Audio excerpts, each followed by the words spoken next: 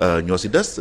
expert électoral bi yow laay démarrer bisu élection lu si mel ni élection législative lan la ñu xaar ci comportement électeur bi est-ce que tey mën nga ñu rappeler les dispositions du code électoral lu lan la wax ci jour élection. waaw jour élection bi vote bi 8 heures lay tàmbali jëm 18 heures et dañu organiser de sorte que électeur bu ne yóbbu nañ la ci benn bureau de vote et on s'est arrangé aussi pour que dispatching bi bureau de vote du dépasser 600 électeurs. Ce qui pour réguler un peu éviter que rush am et que lu toll ci junniy électeurs daje ci benn bureau de vote moo tax ñuy réguler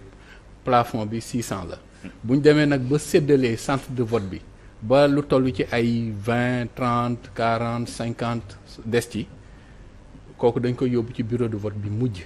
mu nekk ay 650 maxi.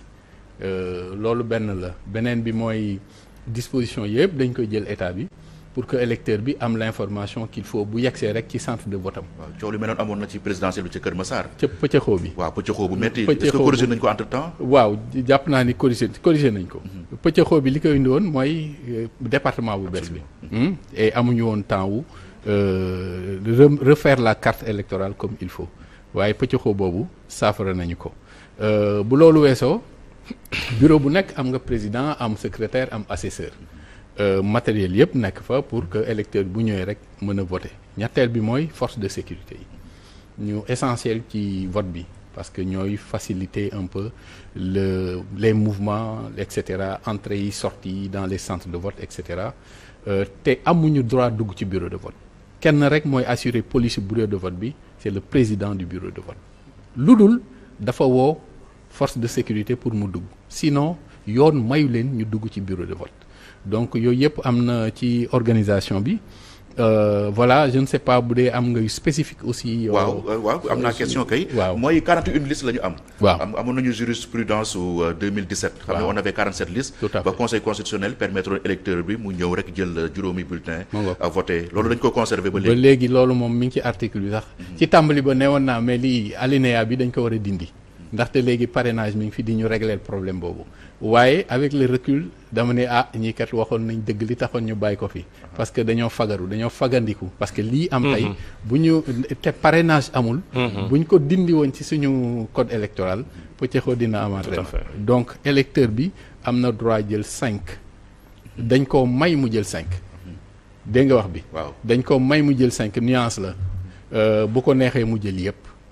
waaye may nañ ko mu jël 5 pour gagner du temps te sax booy xool ñu bari il préfère jël 5 dugg ci mbañ gàcce violation secret de vote. waaw alors juróom moom forcément xaw nga désorienté un peu donte effectivement dans l'esprit fondamentalement ñi nga jëlu jàpp nañ ñi moom voté loo leen waaye nag de deux mots il faut choisir le moindre comme on dit ñaari jàngoro yu metti mën ngaa tànn bi ci gën a woyof jël ko donc pour loolu la effectivement on peut questionner parrainage bi on peut questionner beaucoup de trucs mais jàpp naa ni c'est un moindre mal qui permet au moins vote bi gaaw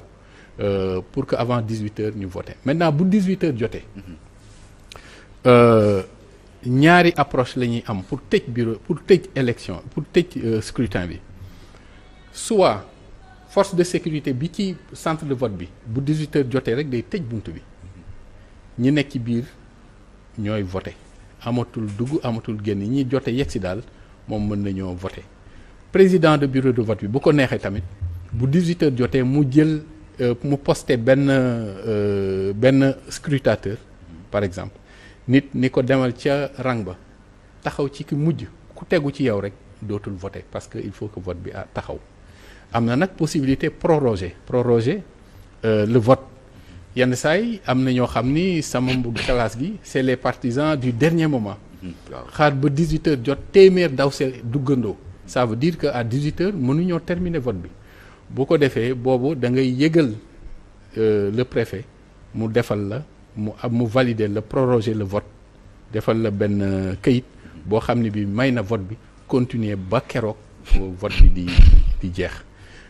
ci tëj aussi bu ñuy tëj président de bureau de vote bi dafa war wut ñeenti seede yu bokkul ci bureau de vote bi bokkuñu ci membre de bureau de vote bokkuñu ci représentant de candidat seede yooyu daanaka ñooy def toutes les opérations de dépouillement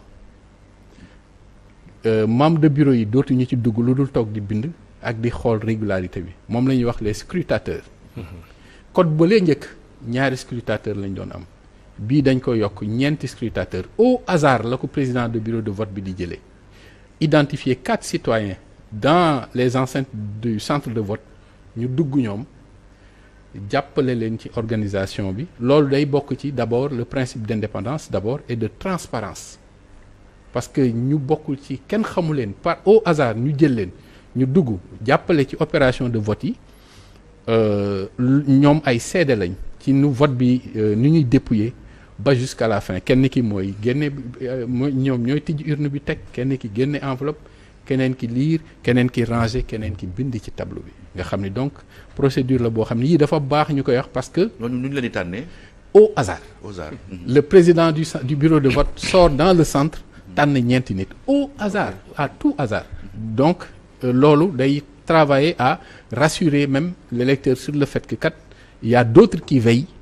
ci sama baat man fan la jëm est-ce que fa ma koo jëmale fa la yegg donc yooyu c'est des principes qui garantissent la transparence et à la fin aussi ñëpp war a signer ci PV bi les représentants de candidats bu leen neexee it mën nañoo bañ a signer bu ñu nanguwul. 41 listes yi ku si nekk di nga am représentant ci bureau de vote bi. loolu la yoon wax. en principe. waaye ci taarixu élection au Sénégal 41 listes mësuñoo bokk ñoom ñëpp nekkandoo ci benn bureau de vote loolu aussi mu indi leneen mënoo ni da ngay voter mënoo ni da ngay woo askan wi dagaan seen baat yoon may la ni war ngaa mën a taxaw fépp fuñ la may nga taxaw ngir garantir yow baat boobu nga dagaan ndax jëm na ci yow dëgg-dëgg te defoo ko yenn saa yi ñàkk doole la pour def ko mënoo dans les 16 440 bureaux de vote nga déployer 16 440 représentants moo tax yenn saa yi c'est des déploiements stratégiques la politiciens yi di def dañuy tànn fi nga xam ni am nañ fa base ñu sécuriser yi ci des nag ñu bàyyi ñeneen ñi ñu présenter am na nag parti yoo xam ni moom am nañ doole ñoom généralement d'ailleurs c'est le parti au pouvoir qui se fait représenter partout dans tous les bureaux de vote et le candidat qui pense que de l'opposition il est en bonne posture il met le paquet et cherche à se faire représenter ci parti yu ci bureau yu bari donc yooyu yëpp nag c'est des principes aussi qui peuvent garantir la transparence ba pare réduire les risques de contestation voilà bu ñu paree ba jël PV yi dépouiller ba résultat yi génn bu ñëpp signé dafa am enveloppe li ñuy wax enveloppe inviolable enveloppe boo xam ne bii tey commission départementale de recensement de vote la war a dem bu fa yeggee am lu ci xotteeku duñu ko nangu dañ koy gàntal mooy enveloppe inviolable te convoi bi koy jël c'est un convoi militaire et paramilitaire te tous les représentants mën nañoo topp convoi bi mu génn bureau de vote ba commission départementale de recensement de vote te bu yegsee bu amee dara lu ci méngoowul ak na mu war a mel enveloppe bi commission bi da koy gàntal ña nekk ca biir aussi tous les candidats peuvent être représentés dans les commissions départementales de recensement de vote voyez-vous muy procédure yoo xam ne day garantir transparence. électeur bi aussi amul droit coller enveloppe bi bu dugalee bulletin ba pare. bulletin nul lay loolu day nul waaw. day nul waru cee bind waru cee rature waru ko xotti. waru dugal lu ëpp ñaari bulletin bu ci dugalee benn ñaari bulletin même benn mu tànn benn candidat dugal ci ñaari bulletin wu candidat ba mu tànn sax dañ koy gàntal donc moom benn bulletin la war a dugal waru cee bind waru cee raturer waru cee signer waru koo xotti waru cee def lenn lu dul rek lem dugal ci enveloppe bi warta coller enveloppe bi voilà pour le moment bon c'est de longues procédures mais pour ne pas monopoliser la parole du vote jusqu'à la proclamation définitive des résultats ay procédures la benn par benn on pourra y revenir waaw Lo Souleymane